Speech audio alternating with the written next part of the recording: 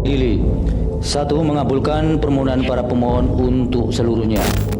2. Menyatakan norma pasal 222 Undang-Undang Nomor 7 Tahun 2017 tentang Pemilihan Umum Lembaga Negara Republik Indonesia tahun 2017 Nomor 182 tambahan Lembaga Negara Republik Indonesia Nomor 6109 bertentangan dengan Undang-Undang Dasar Negara Republik Indonesia tahun 1945 dan tidak mempunyai kekuatan hukum mengikat.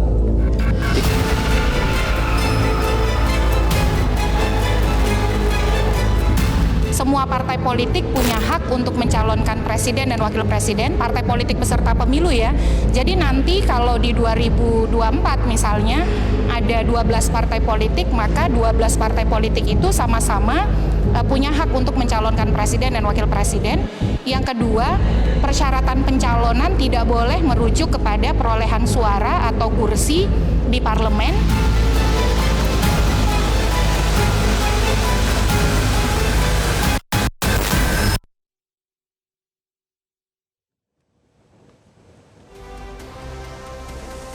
Pemirsa, 4 mahasiswa Universitas Islam Negeri Sunan Kalijaga, Yogyakarta mengaku merasa pesimistis saat pertama kali menggugat pasal 222 Undang-Undang Pemilu soal ambang batas pencalonan presiden atau presidential threshold ke Mahkamah Konstitusi. Setelah puluhan kali uji materi terkait ambang batas pencalonan presiden, akhirnya MK mengabulkan gugatan pemohon, yakni 4 mahasiswa UIN Sunan Kalijaga, Yogyakarta. Salah satu pemohon, Enika Maya Oktavia, mengaku permohonan ke MK murni representasi persoalan dari diri sendiri, bukan dari institusi kampus. Bersama dengan 3 mahasiswa lainnya, Enika memastikan tidak mendapat tekanan politik maupun intervensi dari pihak manapun. Permohonan diajukan setelah pelaksanaan Pilpres. Kami ajukan setelah Pilpres karena kami ingin kajian-kajian yang dilakukan Mahkamah Konstitusi tidak mendapat presiden atau pengaruh-pengaruh buruk secara politik, melainkan benar-benar kajian akademik, melainkan benar-benar kajian substansi hukum. Dan hal ini terbukti. Dari Februari 2024 kami beracara di Mahkamah Konstitusi terhadap PHPU Pilpres, dan kemudian di Januari 2025, hampir 1 tahun kami beracara di Mahkamah Konstitusi. Pada akhirnya, sebagaimana harapan kita semua, namun sekali lagi kami ingin tegaskan bahwa permohonan kami tidak mendapat intervensi dari organisasi, institusi maupun partai. Sementara itu, Mahkamah Konstitusi memberikan 5 poin pedoman rekayasa konstitusional ke pembentuk undang-undang sebagai bahan pertimbangan dalam merevisi Undang-Undang Pemilu agar jumlah pasangan calon presiden dan wakil presiden tidak membludak. Semua partai politik peserta pemilu berhak mengusulkan pasangan calon presiden dan wakil presiden. 2. Pengusulan pasangan calon presiden dan wakil presiden oleh partai politik atau gabungan partai politik peserta pemilu tidak didasarkan pada persentase jumlah kursi di DPR atau perolehan suara sah secara nasional. 3. Dalam mengusulkan pasangan calon presiden dan wakil presiden, partai politik peserta pemilu dapat bergabung sepanjang gabungan partai politik peserta pemilu tersebut tidak menyebabkan dominasi partai politik atau gabungan partai politik sehingga menyebabkan terbatasnya pasangan calon presiden dan wakil presiden serta terbatasnya pilihan pemilih. 4. Partai politik peserta pemilu yang tidak mengusulkan pasangan calon presiden dan wakil presiden dikenakan sanksi larangan mengikuti pemilu periode berikutnya. Dan yang kelima, perumusan rekayasa konstitusional dimaksud termasuk perubahan Undang-Undang 7 2017 melibatkan partisipasi semua pihak yang memiliki perhatian atau concern terhadap penyelenggaraan pemilu, termasuk partai politik yang tidak memperoleh kursi di DPR dengan menerapkan prinsip partisipasi publik yang bermakna, meaningful participation.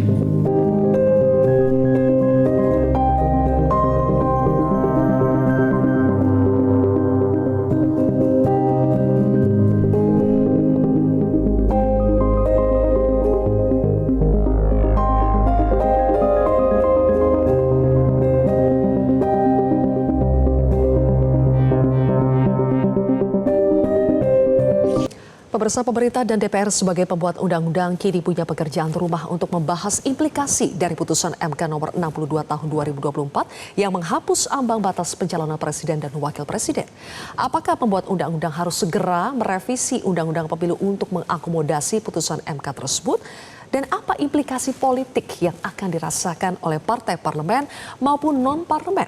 Saya akan membahasnya bersama dengan Ketua DPP Gerindra Hendar Samarantoko, Presiden Partai Buruh Said Iqbal, pakar hukum tata negara Bivitri Susanti, dan analis politik Lingkar Madani Ray Rangkuti. Selamat malam Bang Ray, Mbak Bibip, Bang Iqbal, dan juga Pak Hendar Sam. Selamat malam. Assalamualaikum warahmatullahi wabarakatuh. Waalaikumsalam. Terima kasih semuanya sudah hadir di Prime Time News. Mbak Bibip, saya ke Anda dulu. Kalau dari Menko Yusril, Menkum Supratman, sampai Wakil Ketua DPR Dasko sudah mengatakan bahwa putusan MK bersifat final dan mengikat.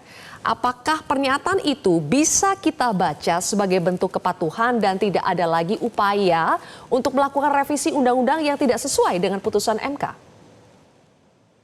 Harus kita baca seperti itu. Jadi itu sudah pengakuan yang sangat final, sangat terang bahwa tidak bisa lagi diutak-atik, apalagi seperti yang sudah disampaikan barusan ya dalam paket informasi dari Metro.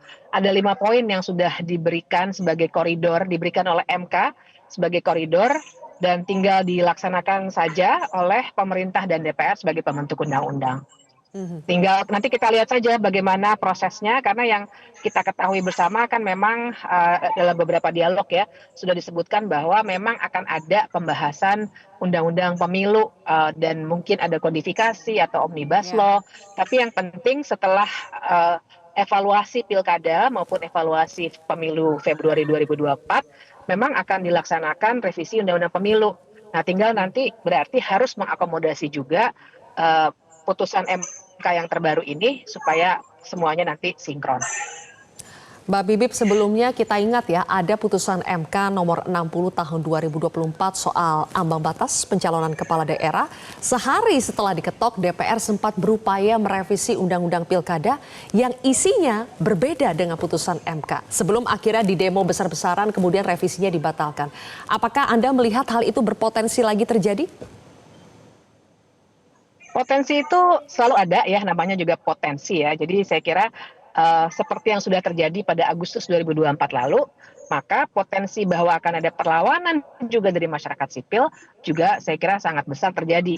Apalagi kita mesti ingat sekarang situasinya diberikan juga waktu yang cukup oleh Mahkamah Konstitusi. Dan yang kedua tadi itu ada koridor yang sangat jelas. Jadi ketika ada penyimpangan yang mungkin dilakukan, masyarakat sipil sebenarnya sudah punya amunisi yang lebih kuat. Karena di bagian pertimbangan hukumnya, jangan lupa pertimbangan hukum adalah bagian dari putusan. Jadi itu judicial order juga ya. Dan itu yang harus diperhatikan, kita jadikan pegangan. Kalaupun mau ada perubahan seperti yang kemarin terjadi pada bulan Agustus 2024, tetap harus sesuai dengan 5 poin yang tadi kebetulan pembacanya tadi Hakim Saldi Isra. Tapi dalam putusan itu sudah tertera dengan sangat jelas dan harus diikuti. Oke, baik. Saya geser dulu ke Pak Hendar Sam. Pak Hendar Sam, putusan MK ini bisa dibilang kado buat partai yang belum punya persentase, belum masuk ke parlemen. Tapi kalau buat partai yang sudah berada di parlemen, ini kado atau sebaliknya menjadi ancaman untuk kontestasi di 2029? Tergantung perspektifnya, kita mau bersikap kesatria ya atau tidak, kita mau kucing-kucingan atau tidak. Bahwa saya selaku pribadi menyampaikan selamat kepada para pemohon bahwa permohonan ini akhirnya dikabulkan. 32 kali permohonan diajukan ditolak terus ya, merupakan angka permohonan yang fantastis dan kemudian ujungnya dikabulkan. Itu yang pertama. Yang kedua bahwa mungkin masyarakat lupa Pak Prabowo itu di 2013 dan 2017 sudah pernah menyampaikan bahwa beliau tidak sepakat dan setuju dengan adanya ambang batas pencalonan masalah pencalonan presiden dan wakil presiden tersebut. Karena satu beliau melihat itu tidak ada dalam undang-undang dasar.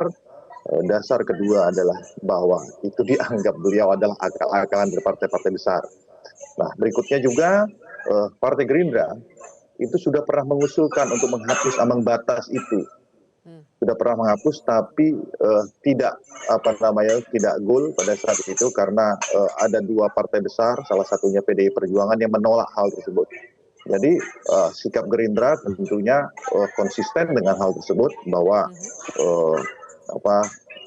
ambang batas 0% ini sesuatu hal yang kado buat kita, kado buat Gerindra, kado buat masyarakat, dan kado buat para insan demokrasi yang ada di Indonesia. Seperti itu.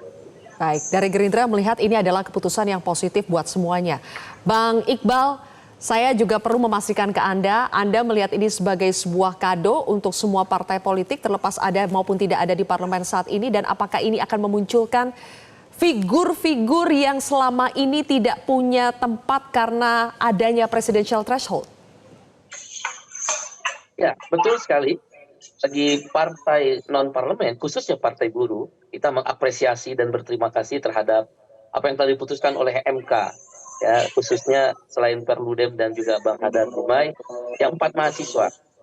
MK meminta 8 parpol untuk membuat testimoni, tulisan tentang sikap partai politik terhadap yang digugat oleh 4 mahasiswa. Kami memilih 4 mahasiswa, yaitu 0%. Satu-satu yang membuat 0% itu yang mahasiswa itu. Dan dalam analisa pertimbangan hakim juga dibacakan apa yang ditulis oleh partai buruh. Pernah tahun lalu kalah mengajukan gugatan presidensial threshold. Hari ini dimenangkan, kami apresiasi. Dan ini adalah sebuah kesempatan bagi partai non-parlemen, 18 partai politik peserta pemilu 2024 bisa mengajukan calon presiden, calon wakil presiden di pemilu 2029. Lula da Silva adalah seorang buruh, dia bisa jadi presiden Brasil. Scammer, seorang buruh di sebuah kota industri di Inggris, dia bisa jadi Perdana Menteri. Begitu pula Anthony Albanese, buruh metalurgi yang bisa menjadi Perdana Menteri Australia. Hari ini Indonesia, atau Eva Morales, petani kokain, tidak menutup kemungkinan partai buruh akan memilih seorang buruh atau seorang petani sekalipun, ya, yang dikenal meluas tapi secara nasional, untuk menjadi calon presiden dan calon wakil presiden pemilu 2029. Baik. 2026 besok, Partai Buruh akan melakukan kongres kedua. Kami akan menetapkan calon presiden dan calon wakil presiden di awal. Dan berasal dari kalangan sendiri. Kalaupun dari eksternal, kami akan mencari orang yang selama ini tidak mendapatkan tempat. Saya ambil contoh Bang Riza Ramli. Dan kemudian juga saya ambil contoh di Partai Buruh tahun 2024 kemarin juga mengusulkan Najwa Shihab, seorang perempuan muda, perempuan yang cerdas, pintar, dikenal meluas, kritis.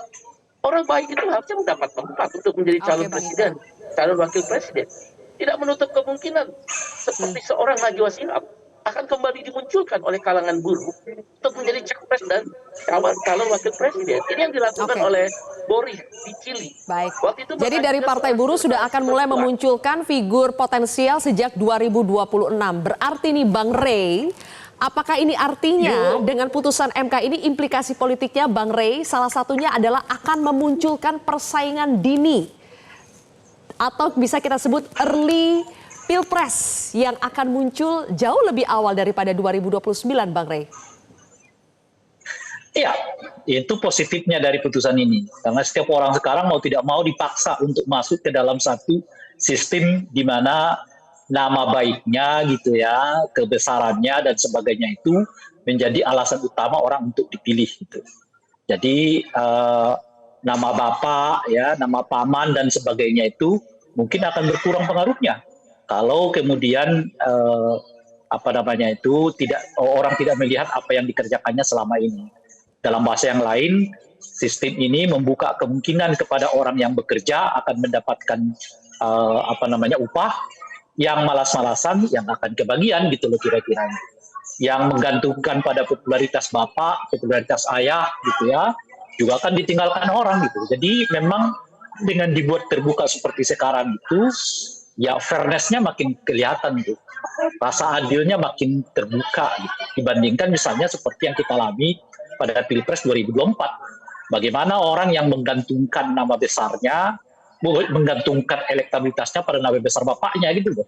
Kan itu nggak fair sebetulnya dalam konteks pemilu gitu. Tapi ya karena sistem kita membuat sedemikian rupa persyaratan untuk calon presiden itu begitu rumit, yang mengakibatkan dua hal itu. Pertama adalah nepotisme dan dinasti yang merajalela, dan yang kedua adalah orang yang sebetulnya tidak lahir dari pertempuran demi pertempuran gitu loh, tapi orang yang menggantungkan elektabilitasnya, popularitasnya pada popularitas yang yang diembat oleh bapaknya gitu, apalagi ditopang dengan pemberian bansos di sana sini gitu. Nah, Bang Rey, kita harus jeda terlebih dahulu ya. Nanti kita akan sambung lagi karena kita harus mengikuti dulu untuk jeda azan maghrib daerah Jakarta dan sekitarnya. Nanti perbincangan ini akan kami lanjutkan kembali pemirsa, tetaplah di Prime Time News. Baik, kami lanjutkan lagi perbincangan bersama dengan 4 narasumber kami. Pak Hendar Sam, Ketua DPP Gerindra, saya kembali ke Anda. Ketika tadi Anda mengatakan bahwa Prabowo Subianto Gerindra sejak awal konsisten mendukung untuk dihapusnya ambang batas presiden atau presidential threshold, tetapi salah satu implikasi politik yang akan terasa adalah memunculkan banyaknya calon-calon baru, calon-calon alternatif yang kemungkinan besar ini akan menjadi pesaing beratnya Pak Prabowo Subianto jika maju lagi di pemilu setelahnya. Apakah itu sudah dipertimbangkan oleh Gerindra dan tidak apa-apa dengan konsekuensi itu? Tidak apa-apa, nggak masalah. Pertandingan memang harus sportif, bahwa disitulah kita berfastabiqul khairat, berlomba-lomba dalam kebaikan, ya. Bagaimana kita bisa memberikan yang terbaik bagi masyarakat, dan tentunya Pak Prabowo masih tetap yang paling populer saat ini, ya. Jadi kita tidak khawatir dengan itu, tanpa juga kita menyampingkan peran dari tokoh-tokoh yang lain, ya kan? Kita menunggu bahwa tentunya banyak potensi tokoh-tokoh lain yang akan muncul nantinya melalui mungkin 7, 8 atau 9 partai politik yang akan muncul pada yang akan dicalonkan oleh partai-partai politik yang lolos nanti, dan itu tentunya akan menjadi persaingan yang sehat bagi kita, bahwa tentunya harus dipisahkan antara kepentingan pribadi dan kepentingan demokrasi dan kepentingan golongan, ya. Bahwa yang kita kedepankan adalah kepentingan daripada demokrasi itu sendiri, dan beliau sudah konsisten itu, ya. Silakan cek jejak digitalnya di 2013 dan 2017 beliau sudah pernah sampaikan tentang masalah presidensial threshold. Ya, Pak Hendar Sam, kan kita melihat bahwa saat ini Presiden Prabowo Subianto didukung oleh koalisi besar, dan koalisi besar ini terdiri dari parpol-parpol yang pastinya juga dengan adanya putusan MK ini sangat bisa sekali mengajukan figur-figur yang berasal dari internal maupun eksternal partai mereka. Sementara mereka saat ini masih menjadi partai pendukung pemerintah ataupun sebagian ada pembantu presiden di situ. Apakah tidak akan ada konflik ketika sekarang masing-masing punya tiket untuk mengusulkan capres-cawapres, sementara mereka juga di satu sisi adalah pendukung pembantunya Presiden Prabowo Subianto? Ya, harusnya ini menjadi pelajaran bagi kita bersama bagaimana di beberapa pemilu-pemilu sebelumnya, kurang lebih 15 tahun atau 20 tahun yang lalu, hal ini sudah sempat pernah terjadi. Ada konflik Bu Mega dengan Pak SBY pada saat itu. Ini menjadi pelajaran bagi kita dan pelajaran bagi kita semua untuk jangan sampai hal itu terjadi, bahwa satu ambisi pribadi itu harus disampingkan dulu ketika kita berbicara untuk bekerja untuk bangsa, bekerja untuk negara ini, ya. Jadi agenda-agenda seperti itu saya rasa akan menjadi concern presiden dan menjadi concern Pak Prabowo juga secara pribadi, bagaimana ini supaya semua bisa menyadari, ya, nggak boleh genit-genit, ya, bahwa ketika ada waktunya untuk kapan berbicara, ya, untuk kapan mencuri di publik atau mempunyai agenda pribadi, dan ada waktunya juga kapan harus bekerja untuk rakyat, bekerja untuk negara sesuai fungsinya. Saya rasa ini menarik ke depan, bahwa akan ada pergeseran masalah bagaimana kita standar moral kita, ya, tentang bagaimana apabila ada menteri, ya, yang ingin mencalonkan diri, ada cara-cara tertentu, tentunya budaya-budaya dan kultur tertentu yang akan muncul dan jauh lebih baik dari sebelumnya. Oke, baik. Mbak Bibip, meskipun presidensial threshold itu dihapus, Hakim Sali mengatakan parpol tetap harus memperhitungkan potensi jumlah paslon. Jumlah paslon yang terlalu banyak juga bisa merusak hakikat pilpres, katanya begitu. Oleh karena itu, dikatakan bahwa pembuat undang-undang dapat melakukan yang namanya rekayasa konstitusional melalui revisi Undang-Undang Nomor 7 Tahun 2017 tentang pemilu. Maksudnya bagaimana itu Mbak Bibip, rekayasa konstitusional supaya tidak membludak juga Capres-Cawapres di 2029 nanti? Ya, kalau pandangan saya sih ya, kesimpulan saya adalah kelihatannya bagian itu hasil diskusi tentu saja para hakim, karena pasti akan ada skeptisisme dan sebenarnya sudah muncul juga pertanyaan di masyarakat. Dari kemarin saya ditanya juga sama beberapa kawan dan wartawan, gimana kalau misalnya yang muncul terlalu banyak calon begitu ya, dan karena itulah mereka mengatakan rekayasa konstitusional itu dalam arti di dalam undang-undang nanti ketika melakukan revisi undang-undang pemilu boleh saja diberikan aturan mainnya supaya lebih jelas siapa yang bisa ikut serta dalam pencalonan itu. Nah, makanya dikasih koridor. Boleh aja dibatasi, tapi pembatasannya tadi ya, satu, tidak boleh pakai prosentase lagi, dan yang kedua juga semua partai politik tidak terbatas yang masuk di DPR saja yang dapat presidensial parliamentary threshold itu boleh mengajukan. Nah, tadi ya 5 poin tadi yang sudah disebutkan. Nah, jadi yang dimaksud dengan rekayasa konstitusional itu maksudnya turunan dari pasal mengenai pemilihan presiden ini dalam Undang-Undang Dasar ketika diterjemahkan dalam undang-undang itu tetap harus dalam koridor yang ditetapkan oleh Mahkamah Konstitusi. Itu sebenarnya maknanya. Kelihatannya ini antisipasi saja. Kalau mungkin di pihak DPR dan pemerintah nanti tiba-tiba ingin membuat batasan-batasan lagi atau ingin mengembalikan lagi dengan persentase tapi mungkin diturunin dengan asumsi bahwa itu boleh dilakukan begitu ya. MK jadi sudah memberikan kejelasan di situ. Nggak boleh pakai persentase, mau diturunkan kek, mau apa kek, sekarang harus 0. Tidak boleh ada pembatasan sama sekali begitu. Oke, baik. Bang Iqbal, meskipun kita tahu putusan MK itu menghapus ambang batas presidensial threshold, semua partai parlemen non-parlemen bisa mengajukan capres-cawapres, tapi kita tahu biaya politik pilpres itu mahal sekali. Jadi apakah Anda melihat partai non-parlemen khususnya itu tetap bisa dan akan memunculkan figur-figur baru, bukan saja figur itu saja, terlepas dari adanya biaya politik yang besar untuk pilpres? Kalau kita melihat beberapa kali pilpres dilaksanakan di Indonesia, figur yang bisa diterima meluas oleh rakyat Indonesia itu akan memperkecil biaya. Bahkan tidak menutup kemungkinan ya, dugaan kami ya, misal guru, misal ya, kami ketika figur itu bisa diterima oleh kalangan guru, saya suruh patungan aja. Serikat buruh itu biasa beriur. Dan itu yang dilakukan oleh Lula da Silva, Pedro Castillo di Peru, Lula da Silva di Brasil, Boric di Chili. Jadi ini akan memunculkan perlawanan terhadap money politik. Oligarki kepentingan uang yang menguasai politik. Mari kita lihat exercise itu. Makanya partai buruh khususnya ya mencoba untuk exercise. Bisa nggak digerakkan, misalnya, maaf ya, buruh, anggota KSPI, KSPSI dan sebagainya, katakanlah hampir mendekati 5 juta orang.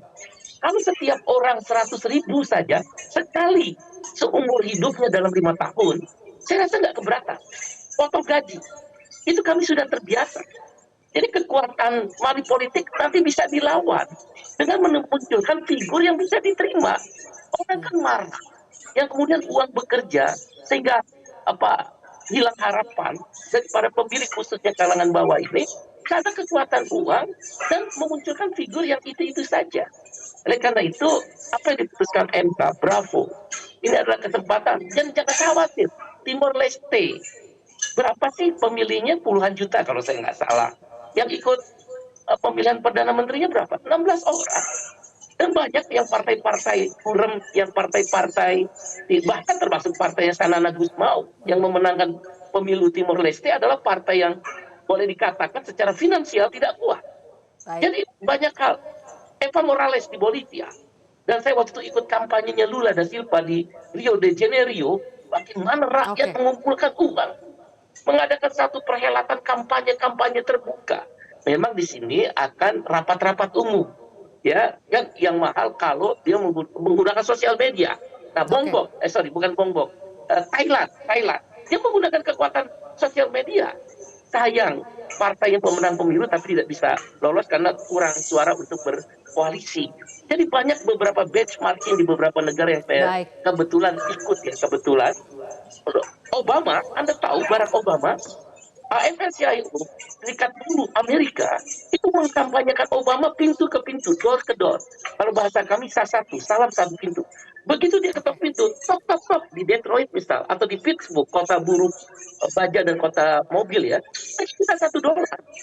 Dan Obama membuka ruang karena dia disukai orang, menjadi harapan banyak orang di kalangan kelas menengah bawah. Intinya dengan kandidat tepat ini bisa menekan ongkos politik ya. Oke. Bang Iqbal, sekarang saya harus beralih ya ke narasumber Bang Rey karena waktu kita terbatas. Terakhir saya ingin ke Bang Rey. Bang Rey, saya ingin minta analisa Anda soal soliditas koalisi pendukung Pak Prabowo saat ini ketika sekarang semua parpol punya tiket untuk mengajukan capres-cawapres mereka. Ada ambisi sebagai parpol untuk mengajukan capres-cawapres, tapi di sisi lain mereka juga sekarang adalah pendukung pembantunya Presiden Prabowo. Bagaimana Anda melihat potensi konflik politik ke depan, imbas dari putusan MK ini? Kalau 1 tahun ke depan sampai 2025 aman-aman aja sih. Tapi 2026 sampai ke 2009 mungkin akan terjadi semacam ketegangan-ketegangan politik ya antara katakanlah teman koalisi di dalam koalisinya Pak Prabowo ini gitu. Dan jangan lupa bahwa ada peran dari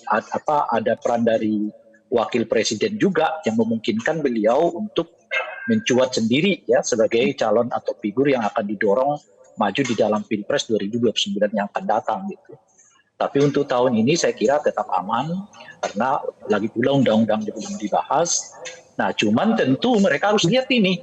Kalau kemudian mereka menyanyikan waktu ya dalam 1 tahun ini, ya mereka bisa disalib oleh figur-figur lain. Karena sekarang ya seperti pasar bebas memang, gitu.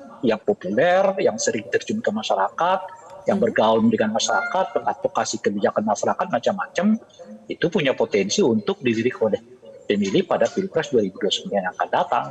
Artinya ketua-ketua partai yang sekarang banyak berkumpul di area kekuasaannya Pak Prabowo bisa-bisa ketinggalan kereta sebenarnya gitu. Nah sebab ya sekarang seperti kita ketahui tadi tampak partai-partai mereka pun sekarang orang udah bisa mencalonkan diri sebagai calon presiden. Jadi nggak ada lagi ketergantungan tuh, nggak ada lagi tuh drama seperti yang kita lihat 2024 yang lalu. Sudah gandengan 1 tahun, berpisah lagi gitu ya, silang-seling ke sana, jargonnya begane-begono gitu, nggak bisa lagi gitu. Sekarang yang objektif aja, yang bagus, yang dekat dengan masyarakat macam-macam punya potensi akan dilihat oleh orang, nggak dilihat orang itu jabatannya apa, apakah ketua partai dan sebagainya gitu. Iya, pastinya Pilpres 2029 akan semakin seru ya dengan adanya putusan MK ini. Tadi kan ada ini ya, ada soal bagaimana membuat supaya capres ini nggak terlalu membludak. Untuk 2029 saya biarkan aja dulu, itu kan seperti biasa lah, pasti akan membludak. Tapi kan lama-lama seperti kita ketahui akan mengkerucut sendiri, seperti yang kita alami sekarang. Itu yang pertama. Kalaupun mau diatur, menurut saya setidaknya aturan itu berkaitan dengan 2 hal. Pertama, yang masih berhubungan dengan dinasti politik tidak diizinkan untuk terlibat di dalam pencapresan. Yang mereka pernah dihukum karena tindak pidana korupsi tidak diperbolehkan terlibat di dalam pelaksanaan Pilpres itu. Itu artinya menyempitkan ya orang untuk terlibat di dalam politik karena dua entitas yang saya sebutkan ini punya potensi untuk menggunakan Pilpres sebagai ajang mereka untuk menggapai kembali kekuasaan. Baik, terima kasih Bang Rey Rangkuti. Sebelumnya ada Bang Said Iqbal, Pak Hendar Sam, dan juga Mbak Bibip. Terima kasih sudah bergabung dalam diskusi di Prime Time News hari ini. Selanjutnya pemirsa, bos rental mobil Ilyas Abdurrahman tewas ditembak pelaku penggelapan mobil di res area kilometer 45 Tol Tangerang Merak. Korban sempat melakukan pengejaran hingga Pandeglang, Banten. Ulasannya akan kami hadirkan sesaat lagi.